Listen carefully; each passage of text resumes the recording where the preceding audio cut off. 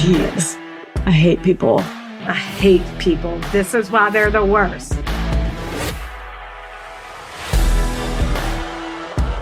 Are you ready for it? I love Reddit. Oh, no. Yeah. I knew you were going to get mad. Yes, I love Reddit. I was going to say, midday recordings for the win. God, this is great. I still have my coffee. Okay, let me finish my thought. Sorry, Okay. everyone. All right. Well, first things first, as someone pointed out, such a good point. I'm Rachel. Oh, yeah. I'm Rebecca. This is Rebecca's voice. This is Rachel's voice. They sound the same, but Rachel will be telling her story today. That's me. Rebecca will be listening with weird commentary. I'm sure of it. Just kidding. We're identical twins. If you're new here, we love true crime, hate people. This is a weekly podcast where we stick to stories that have some sort of like twist or holy shit moment or like... Yeah, a shock factor or didn't see that coming or, that's just a little recap. And we love a survivor story. Obviously. But Rebecca made me promise that we wouldn't talk about Reddit anymore. So I had to start from the top just real quick. Ugh. Someone recommended us on Reddit and our whole lives have changed for the better since. I know. Okay. Thank you, Nama. Stay away from me. You rock. Oh, all right. Usernames. I know. And Carrie Mack is the one who said to address ourselves. Such a good call. I remember listening to Karen in Georgia initially, and I used to not be able to tell them apart, which is absurd now. I know. But I remember the very beginning. I was like, they sound alike. Well, I wish they would. Yeah. Anyway, good call. Good call. I just take for granted that people that aren't our family and best friends aren't listening to this. I know. So they have no idea who's who. I get that. Totally. We're recording midday. We don't have to, it's not 10 p.m. We're working from home. It's the best. And I can just sit back with my coffee. I'm bright-eyed and bushy-tailed, ditching my corporate life for a little bit. I mean, not ditching for good. I didn't quit or anything. If only, God, if this was our full-time jobs, I could research all damn day. Can you imagine? No, I cannot. But yeah, I'm so glad we're both working from home today. This is great. This is so fun already. I know. All right. And then also note from the top that this is going to be the season 1 finale show. Just because Rebecca's so nervous about this. I'm not. I just think it's a good time we're starting to catch up with ourselves a little bit with number of stories. So we're almost in real time. Yeah, we're almost in real time and it's feeling rushed. And so we don't want to put out subpar stories that we're like, ugh, that episode sucked just to get one out. So we're just going to take a month or something, catch up. But this will be a good one to end on, I think. My next one will be a good season starter. Yeah, I agree. No more than a month. No more than a month. I don't know. We'll let you know when, but it'll be just a couple of weeks. We're not going a year. No, hell no. We'll announce. We'll announce the return date as soon as we figure it out. I guess it'll be, definitely sometime in August. But yeah, we'll keep you posted. Yeah, we'll keep you posted. This will be a good one to end on. And now, with the way my stories have gone, this is Rachel again. I better get this one out before a Netflix documentary comes out. Am I right? I know. You're 2 for 2. Yo, I swear, we record these, or at the time of Frank Floyd, when that aired, we had actually recorded that last April. We had 5 story recordings under our belt before we actually launched. So then Frank Floyd documentary gets aired last 2 weeks ago, whatever. Yeah. That was crazy. And now DB Cooper, which you did last week.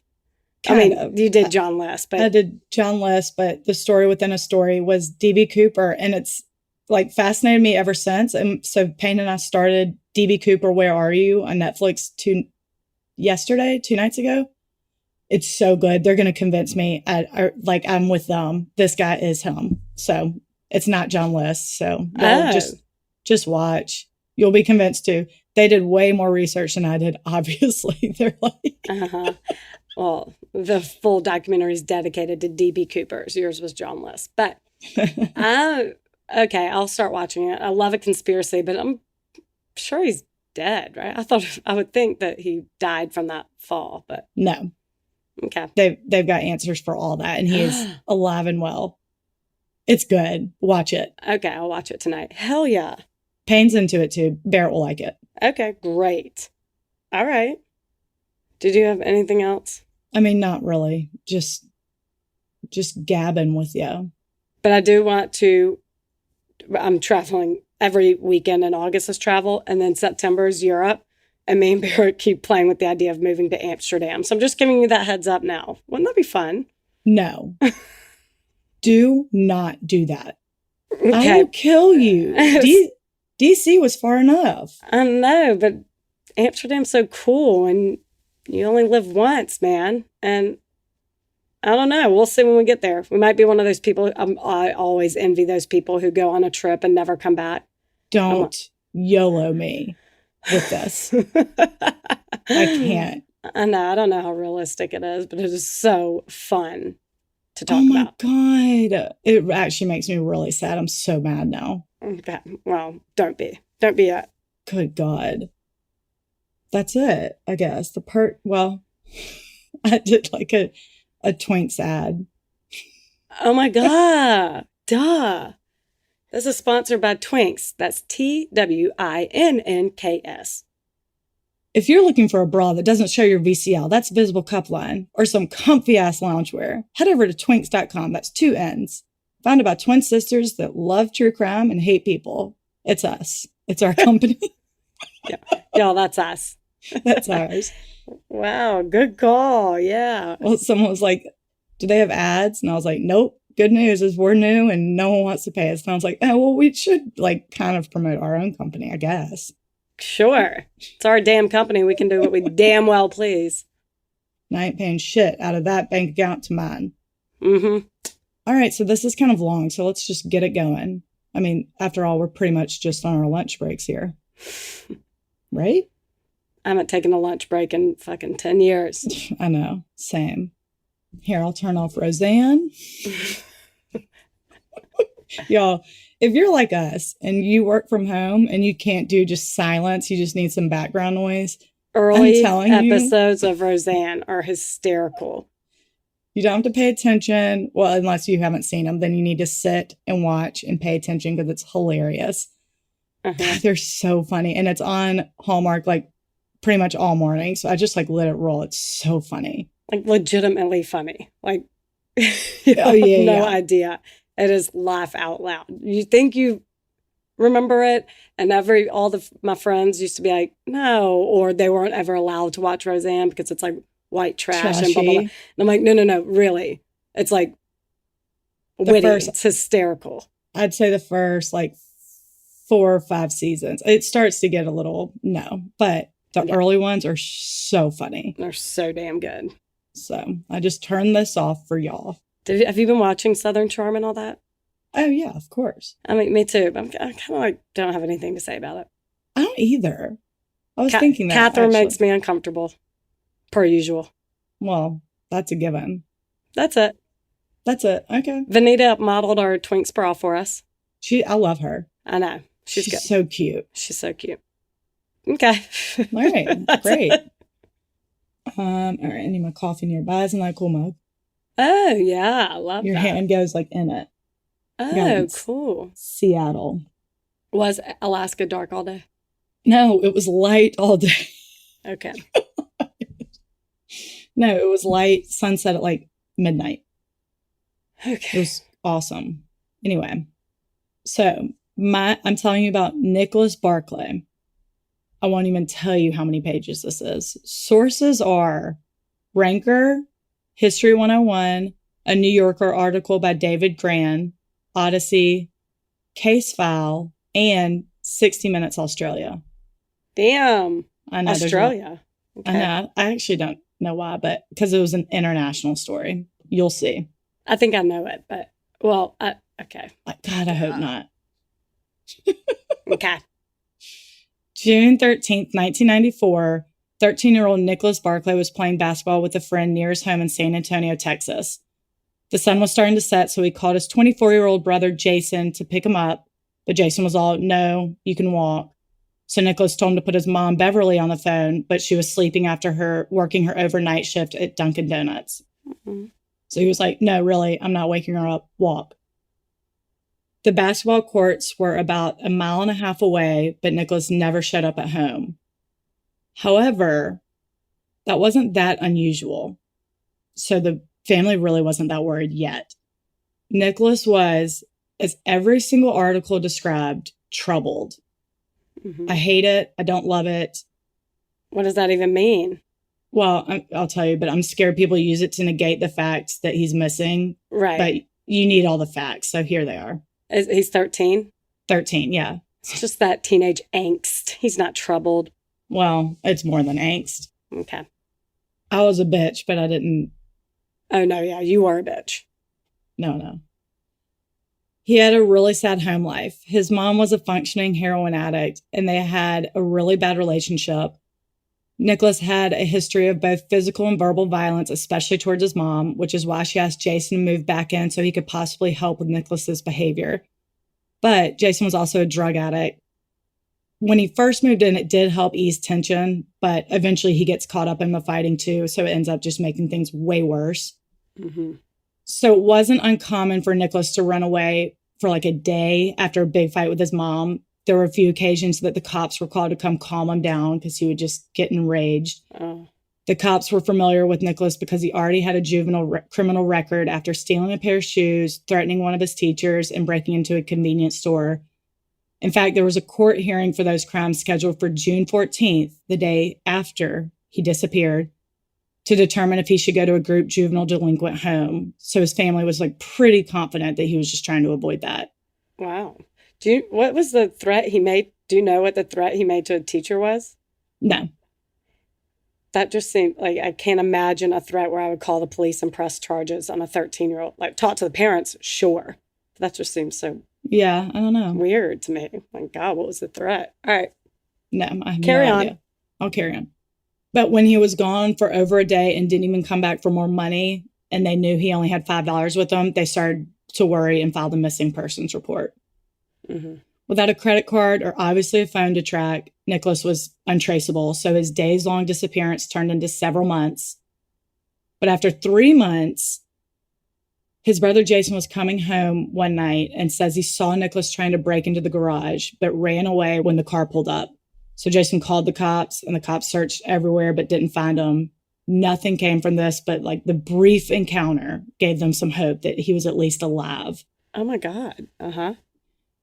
Aside from that, leads were pretty much non-existent, and his mom felt like the police didn't have much interest. There was almost no media attention because of his reputation, which is why that breaks my heart. I hate having to tell you about the troubled past, but so right, it's irrelevant. I know. So she would tell anyone that would listen what a loving kid he was. Oh, like, it's sad. He's 13 years old. There's a missing baby. Right. Let's pay attention. Yeah. As the years went by. Damn. I know. As the years went by, the Barclays started losing hope that he was alive. His 27-year-old sister, Carrie, told the media, quote, "It came to a point where you know you aren't going to find him alive, but you just want to know what happened to him." Oh, yeah. I'm sure. I know. Jason's cocaine addiction spiraled after Nicholas went missing, so he checked himself into rehab, and eventually the case just goes completely cold. Then, fast forward to October 7th, 1997, 3 years after his disappearance, San Antonio police get a call from a police officer in Linares, Spain, which is 300 miles south of Madrid. The officer said they found Nicholas roaming the streets of Linares. He said after questioning, they were going to put him in a children's shelter where he can then be reunited with his family. Oh, my God. I know. San Antonio police called the Dunkin' Donuts to tell Beverly, but she wasn't working that day, so they left a message with her coworker. Oh, my God. Was the coworker like, Actually, would love to deliver that news. Right? You would think, like, you're a cop and you get to tell this mother who's been mourning her son for 3 years that her nightmare's over. And you're like, Well, I called her place of work. What else can I do? Like, so the coworker called her at home. She was at home. Oh my God. Can't. Yeah, why? Like, here's her home number. You can call her. But no, as the coworker, I would be like, fine, I'll deliver that news. What a blessing. I'll finish your to-do list for sure. Yeah. So she called Beverly at home and gave her the contact number to the shelter. Anyway, Beverly, obviously elated, calls the shelter, but someone who doesn't speak English kept answering. This went on for days. Oh. Can you imagine? No. Frustrating. His sister Carrie tries to call him. Finally, the director, Jonathan Dorian, answers. He speaks English, thank God. He told her that Nicholas was even in the same room with them, but was too scared to talk to her. All the officer could say was that Nicholas had been abducted and sexually assaulted. Carrie had him hold out the phone and put her on speaker so she could tell Nicholas how much she loved him. And in response, Nicholas whispered, "Take me home." Oh my God, my heart is in a million pieces. I know.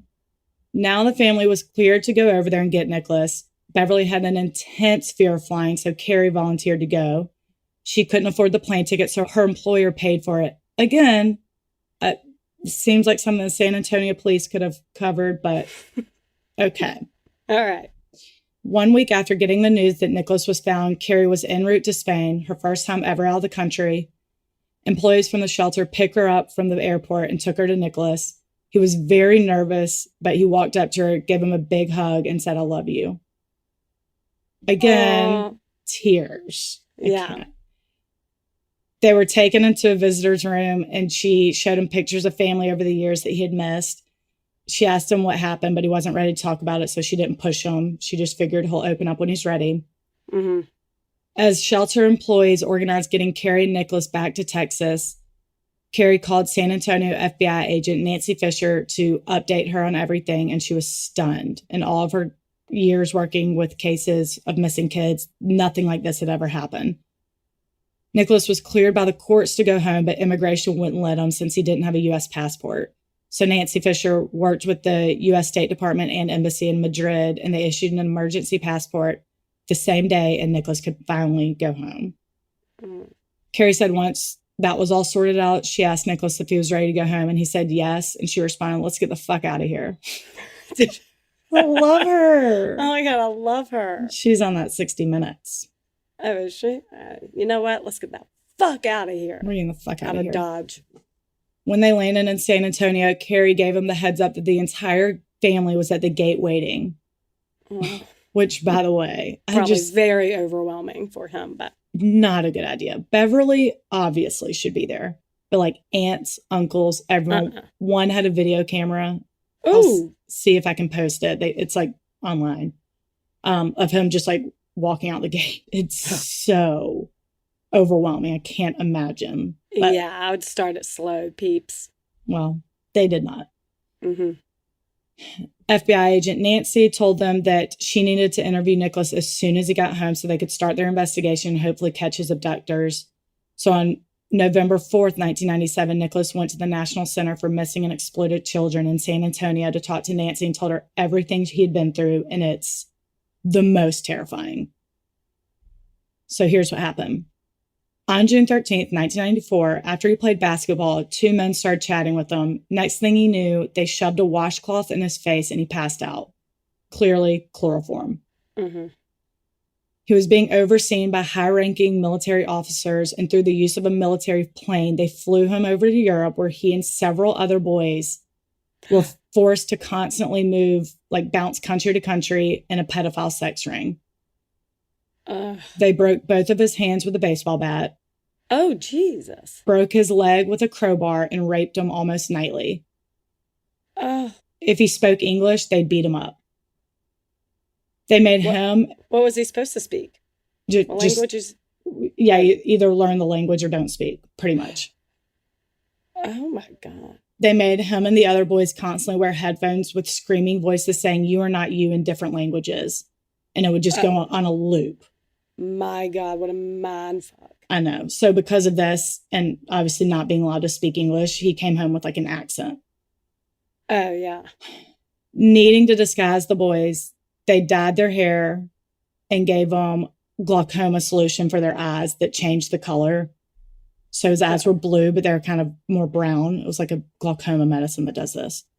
Oh, interesting. I know. Finally, one night he noticed one of the men left a door open and he just bolted, ran as fast as he could until he felt safe enough to stop at a phone booth and call the cops. So Nancy was like, holy shit, we're on it, and vowed to Nicholas that they would find the pedophile ring and free the other boys. Oh my God, it's like what happened to Johnny Gosh pedophile ring. Ugh. Hate that story too. I know. Nicholas moved in with Carrie, her husband Brian, and their 14-year-old son Cody into their trailer. He enrolled in the local high school and ended up being pretty popular. Before long, his rebellious side started coming out again. He once stole Carrie's car just to drive around. They actually noted to drive around and blare Michael Jackson. Good for him. That was his favorite. But he was pulled over for speeding, so he got arrested. How old is he at this point? He went 16. Oh, does he have a license? No. So that's what I was about to say. They arrested him since he obviously didn't have a license. Oh. But we used to steal our parents' cars all the time, so what's the BFD, really? Ain't nobody get pulled over. And I certainly wasn't 16. No. So. Definitely not. But given everything he had been through, they dropped the charges. They're like, it's fine. Steal the car whenever you want, pretty much. Good. And the family also forgave him for pretty much any bad behavior. I would too. Yeah, I would too. You get immunity. Yeah. A few weeks later, the family had a barbecue and Jason came. This was going to be the first time Jason saw Nicholas. Nicholas said Jason was a little standoffish to him. He's probably nervous. I don't know. He was probably nervous. Yeah. But Jason's the drug addict brother? Yes. 24-year-old brother. But eventually, Jason pulled him aside, asked if they could talk. He gave him a cross necklace. They had a good chat, and Jason told him good luck, which Nicholas thought was weird. That is weird. Okay. I guess in life. I don't know. The entire reunion was kept uber tight-lipped by the family and authorities. They really didn't want word to get out that Nicholas was found because trauma, like he's a kid and doesn't need everyone coming out of the woodworks asking for details of what happened. And B, mostly because Nancy didn't want to mess with the investigation and advised that if media did find out, do not do interviews. Yeah. Lo and behold, the media started hearing rumors that Nicholas was home. And the show Hard Copy hired a private investigator, Charlie Parker, to find out what was going on and see if they could score an interview with Nicholas. Which is Who did? Hard Copy. So ballsy. Like, this kid has been through so much shit and needs privacy. And they're like, nah, we need ratings. Yeah, exactly. God, you really do whatever you need to get the story. God, shiesty move. Whoever thought that showbiz could be shiesty?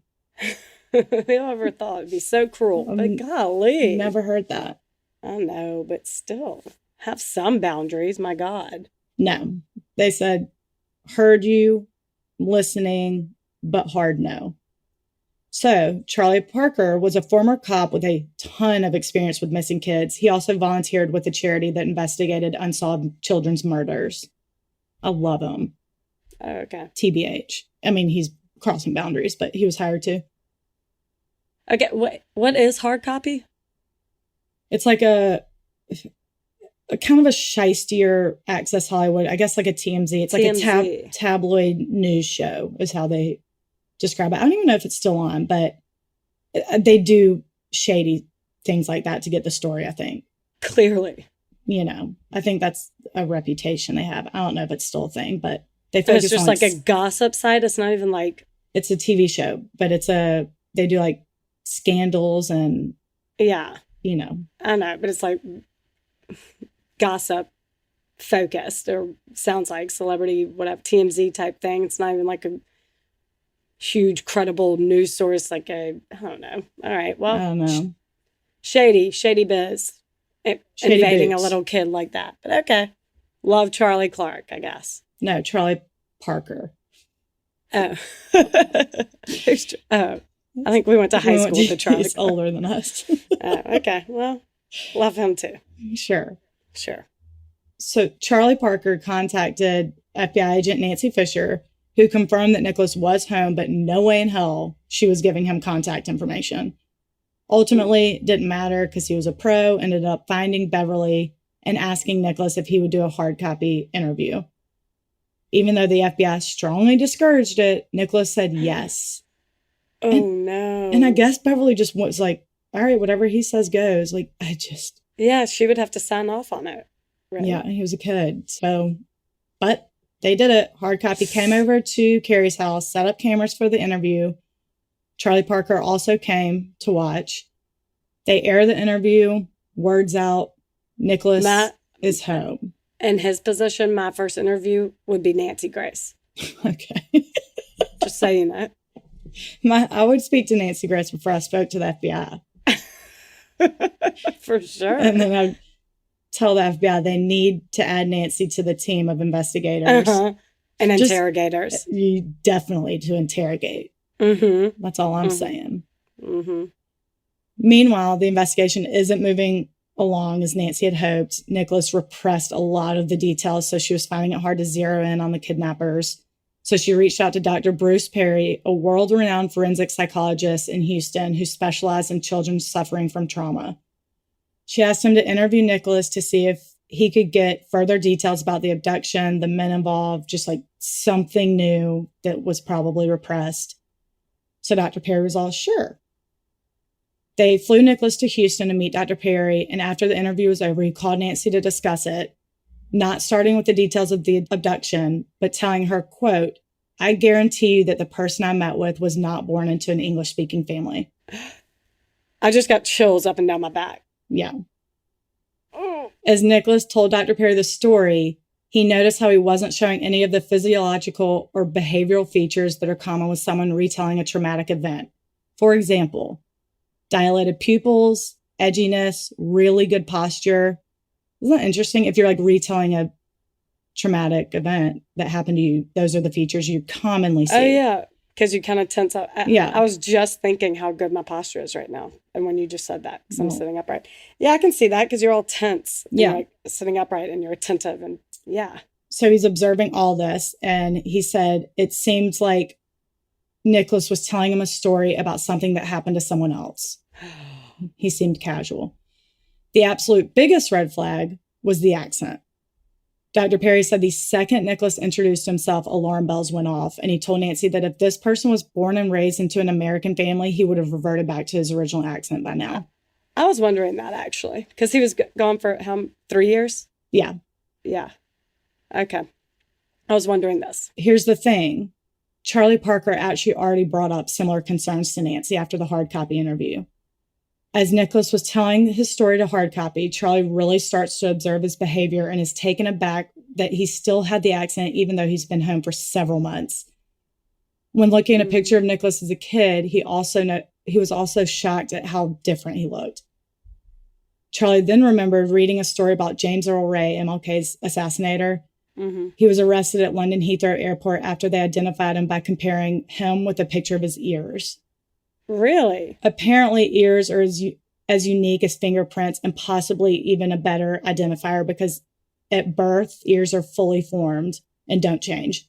They grow, obviously. Interesting. Just imagine everyone with infant ears. No, I know they grow, right? Obviously, they grow. No, yeah. But the proportions stay the same. Whereas fingerprints can change, like with calluses or labor. Over time, they can be different. Yeah. Before you ask, I know what you're about to ask. Identical twins have similar ears, but not identical. Same with the fingerprints. So add that to the list of things that are not identical under fingerprints, but that is it. That is a 2-bullet list. We are done with it. Oh my God. But Nancy she's like in denial. She wants it to be her kids so bad. Nancy's not the mom. Nancy's the FBI agent.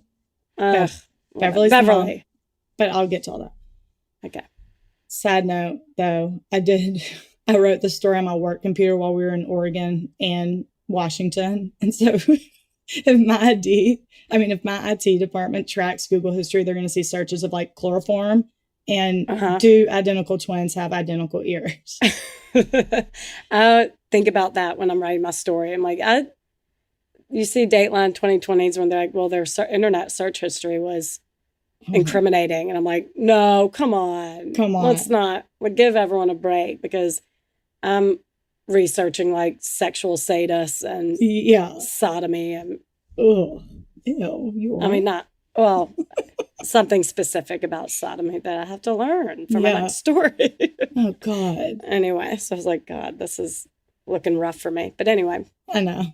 So yeah, Charlie notices the ears, went home that night, or remembered that fact about the ears. Went home that night with a still shot of Nicholas during the hard copy interview and a picture of him from when he was young, and using Photoshop, placed them on top of each other and called Nancy to tell her there was no way this person was Nicholas. Nancy brushed him off because the family wholeheartedly confirmed it was him. No reservations whatsoever. So she was like, sorry, we got like positive ID. Sorry, Charlie. But after the Dr. Perry conversation, she woke the F up. She admitted at first she was also obviously struck by how different he looked. So she did some research and found that there is a glaucoma medicine that changes the color of your eyes, but not that extreme. And definitely not from blue to brown. So my God. She was now convinced there's no way this was Nicholas. I just have questions swarming in my head, and I know you'll get to them, so just carry on. Knew you were going to say that. Mm-hmm. After the interview with Dr. Perry, Nicholas flew back to San Antonio, where Carrie, his sister, was supposed to pick him up from the airport. But Nancy had to call to tell her what she had learned and warned her that he could be dangerous. Like, they didn't know if he was a spy. Like, they were like, what is going on? I can't imagine being Carrie. All those feelings. You've been living with a stranger. He's been living at your house with your kid. Sleeping on her son's floor. They didn't have room for him, so he slept in the bed, like on the floor next to her son. Oh my God! And now you're supposed to go pick him up from the airport, and before you leave, an FBI agent calls and says, "That's not Nicholas. That's a stranger." I know. Obviously, Carrie was freaking out, and Nancy told her, do not go to the airport. You have no obligation to keep him under your watch anymore. I'm going to pick him up. We're going to figure out what the F is going on and who this dude is. Yeah. So Nicholas, or I don't know what to call, questionable Nicholas, landed in San Antonio, where Nancy was there waiting, and much to her surprise, so was Carrie. Carrie stuck to the plan, picked him up at the airport, even though Nancy said not to, and hugged him as if nothing happened. She totally ignored Nancy's claims, said Nicholas was going home with her. Nancy was like, fine, huge mistake, but sure. Put your family in harm's way. Fine. Okay. A few days later, Nancy went over to their house, asked Nicholas to come with her for a DNA sample, which he said, sure. But when they got there, he became enraged because he said the nurses were, quote, staring at him like a freak. So no, nurses don't do that. Yeah. So he left, obviously never giving a sample. Mm-hmm. Beverly was also being uncooperative about giving DNA, saying she knew it was her son and she didn't need to prove it. So Nancy got a warrant, and Nicholas had no option but to give his fingerprints and blood sample. She sent the sample to the international police organization, Interpol, to see if they could find a match. While they're waiting on results, Charlie Parker, who's still obviously looking into this because he was the one that figured out initially that something was off, got a call from Beverly, Nicholas' mom, who was in tears. She told him that the day before, one of her friends picked Nicholas up, and they drove by an old apartment that she and Nicholas used to live in when he was young. And he was like obsessed with this apartment. He always talked about it, always missed it, etc. They passed the apartment, and it was, he didn't say a word. He didn't know it. She said that's when she was like, shit, this is not Nicholas. I'm like, but what about all those world-renowned scientists telling you that it was impossible to be, but whatever. She was just in such denial. Yeah. Wanting it to be her son, but it's really sad. But it is really sad. But I bet when it's like an emotional connect, like an emotional memory like that, like you love this apartment and that goes unnoticed by Nicholas, I bet that was like, what? Gut punch. Like all these strangers are telling you it can't be, sure, blah, blah, blah. But that makes me feel bad for Bevs. Mm-hmm. So, but that's what made her snap out of it. The apartment went unnoticed. Didn't even bat an eye. I hope Carrie snaps out of it. Okay. Charlie called Nicholas and asked him to meet him for breakfast so they could talk about what Beverly said. They went to a diner and Charlie said, Nicholas, your mother is very upset. And Nicholas looked at him directly in the eyes and said, quote, my name isn't Nicholas and you know it. Oh my God. Willies. I know. When Charlie asked who he was, he finally admitted he was 23-year-old Frederick Bourdin and he was wanted by Interpol. Oh my God. Frederick was born in Nantes, France. He didn't know who his dad was. And at 2 years old, Child Services put him in the care of his grandparents because his mom, quote, liked to drink, go out, and wanted nothing to do with the baby. Oh, which is sad. Yeah. So he moved in with his grandparents. And as he grows up, he starts getting into trouble. At 12 years old, he was sent to live in a juvenile home, like a juvenile group home. He'd get kicked out of that one, have to move to another one. It was that whole thing. He was just like bouncing from youth home to youth home. Finally, at 16, he ran away and hitchhiked to Paris, but with no food, shelter, or anything. He was like scared. So he went up to a French officer and told him he was a missing British teenager named Jimmy Sale, hoping that they would send him to England. But the cop was like, bullshit. You're barely speaking English. There's no way. So Frederick admitted he lied. But that's when he came up with the plan to like jump between orphanages and foster homes, just making up identities and looking. But how does he just have a newspaper looking for missing children's names? He makes this up. Oh, Jimmy Sales is not a person. No, he totally made it up. Well, Nicholas Barclay is. Well, I'm getting there. So I know. I'm looking. I'm not. That shamed her. He was looking for what he called the perfect shelter. I actually really feel bad for him. I'm waiting for you to give me shit. I'm like thinking. I have to sit on that for a second. I know. But I mean, it is all in all very sad. Yeah. This is the person who feels bad for Jeffrey Dahmer. So,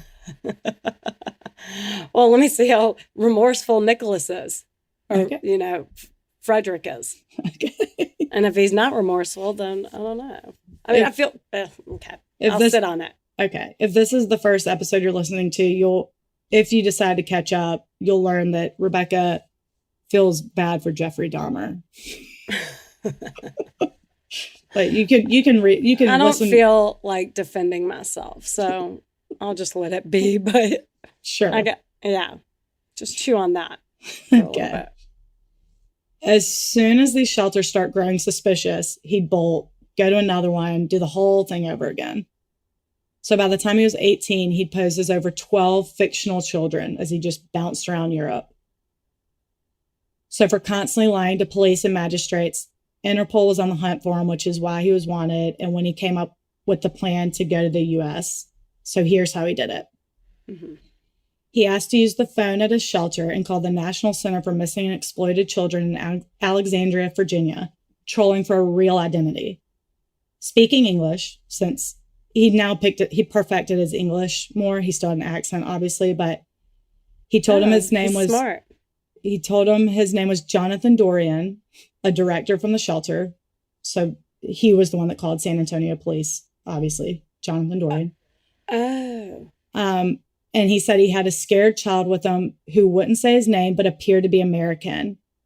He gave the woman on the phone a very vague description that pretty much matched himself. He said the boy was short, had a prominent chin, brown hair, gap in his teeth, and asked if they had anyone in the database fitting that description. She searched for a little while and came back and said it might be Nicholas Barclay, who had been reported missing in San Antonio, Texas in 1994 at the age of 13. She then told him she would mail him a copy of the missing persons flyer, which my God. She did. And Frederick was like, perfect. Thanks so much. This is all I need. Bye. The rest is history.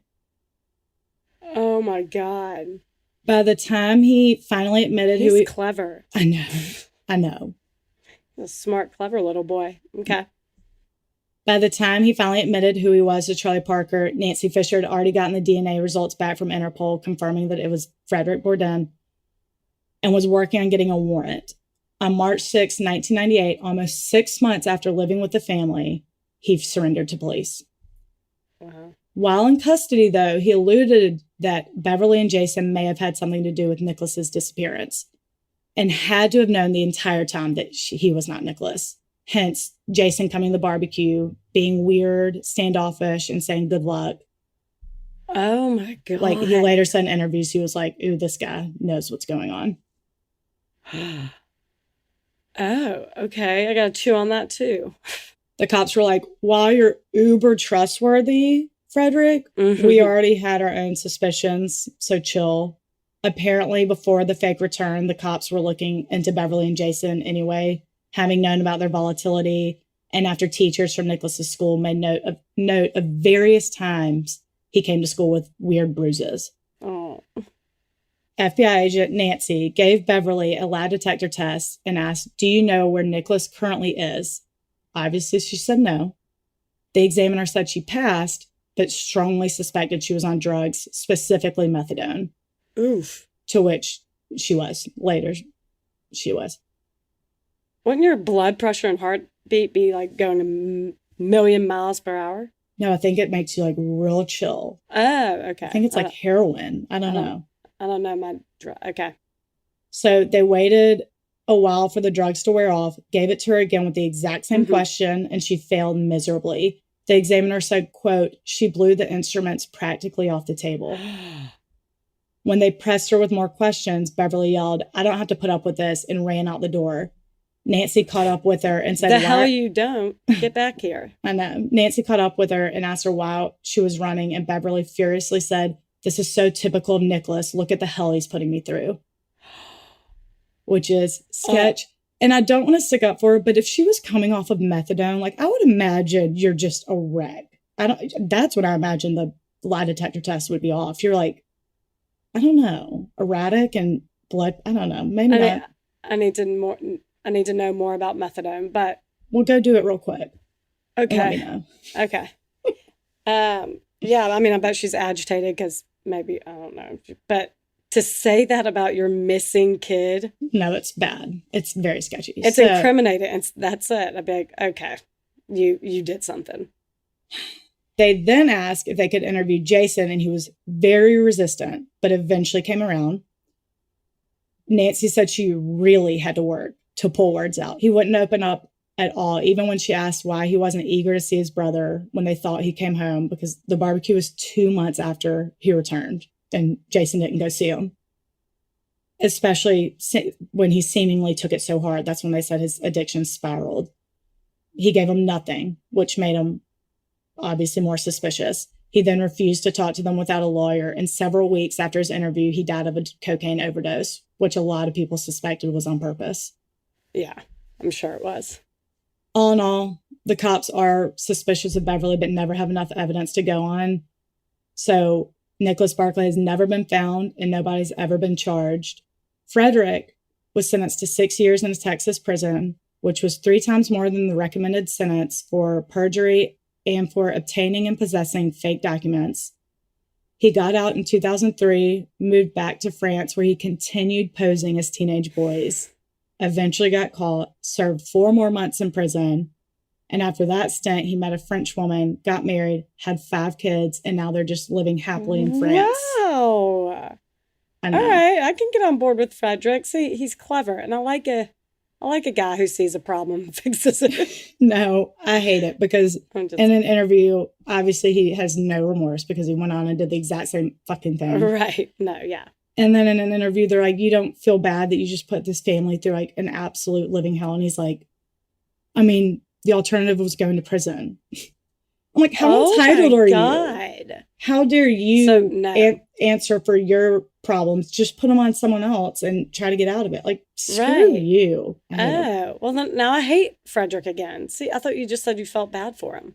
Well, looking for the perfect shelter. He's pretty much been on his own since he was 2. It's sad. That is sad. The odds of him, I believe the only time he posed as an actual missing boy, what are the odds that he goes to a family who actually murdered that boy? And they're like, yeah, sure, we'll play along with this gig. That only covers our tracks too. So yeah, let's do this. Perfect crime.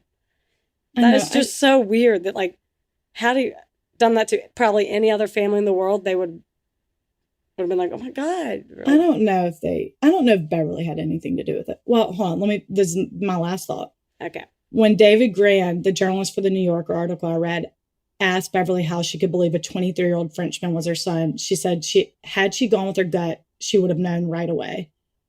They just wanted it to be him so badly, and they kept making excuses. But, quote, he just didn't act like my son. I couldn't bond with him. I just didn't have that feeling.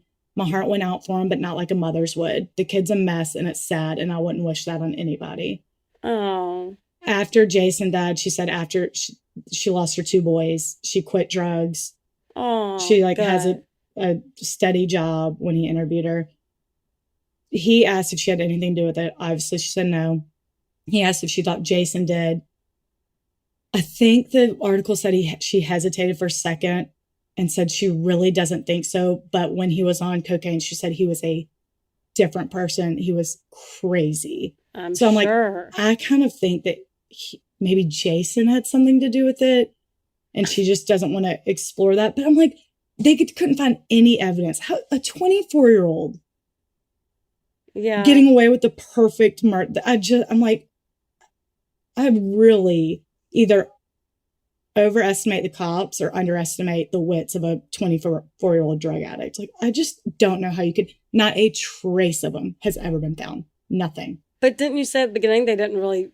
I mean, they kind of considered him a runaway anyway, and the media attention wasn't on it, and he wasn't getting much traction, and there probably wasn't much investigating. So in the 90s, everyone was a runaway, they claimed. Yeah, but this, after Frederick was found out, it like I mean, I guess they didn't probably dig up, but I don't know what they did. They need to explore it because he was 13 when he went missing. Like, he wouldn't be that old now. How old is he? Yeah, I know. But he could have, I'm thinking the brother did it.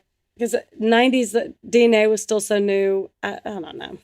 I think he did it. But what I keep thinking about an overdose on cocaine. That makes my heart, like, I'm like, now that is a very strong upper. I bet that heart was, ugh. Oh, well, he's not the first to do so. Well, I know. Thing. I mean, I know. But, like, to purposefully do it and your body's trying to reject it, just, that, like, really stresses me out. Yeah, well, it could have been accidental, but I think Beverly says in that article, too, she's not ruling out that it was suicide. On purpose. Suicide, yeah. Sorry. That was really inarticulate, but... So that is the story of Nicholas Barclay. Isn't that weird? Like, how bizarre. And sad for the family. Like, they were hopeful, but they knew it the whole time. Very sad for Beverly if she actually didn't have anything to do with it, which I'm sure she didn't. Well, Carrie, his sister. Oh, and Carrie. Yeah, absolutely. For everyone. Hopefully there will be a Netflix documentary on it. There'll be a Netflix documentary on it in a month. Y'all just... And we'll all listen to that. We can all chat about it. Light a fire under the San Antonio PD. That's right. So that will wrap us up for season 1. We will keep y'all posted on when we're going to open up with season 2. We'll get a lot of episodes under our belt in this month break. So hopefully we'll just keep it rolling. Yep. Because this has been fun. This has been fun, and I'm just digging the research behind it and, like, getting in these rabbit holes. It's just so fun. I know. And feel free to, also, if you know of a, like, weird story, we don't love, like, super high profile because we're not going to be able to do it justice outside of the millions of other people who've already done it. But especially, like, a lesser known, like, weird ass story that you don't know a bunch of details on, give it to us, and we will do all the research for. Yeah. But I will say my next one is a little high profile. I did a poll on Instagram and it was just so overwhelmingly people want to hear about it. So mine's more well known, not as much in the US. Yeah. So, but I'm really trying to get in like the psychology behind it because I need to know what the hell is going on in these people's minds. And there's a bunch of little details. So I'm hoping, even if you have heard my next story, you'll learn something new or something. Yeah. So Stay tuned. Stay tuned. And yeah, if you have anyone that you want us to cover, tell us, peoplearetheworstpod@gmail.com, or like just message us on Instagram, whatever. And thank y'all, and subscribe and review and follow us, and tell your friends. And Critiques are welcome too. And yeah. God, we love the one about introducing ourselves. I know. It's such a good call. It's almost as if it should have been obvious. I know. So y'all keep it up. And yeah, word of mouth has been awesome. Oh my God, we ranked last week. And on Apple's True Crime. Don't tell what number. But if we ranked, it's less than 200. Just know that. Whoop, whoop. All right. All right. Y'all are the best. People are the worst. Bye. Bye.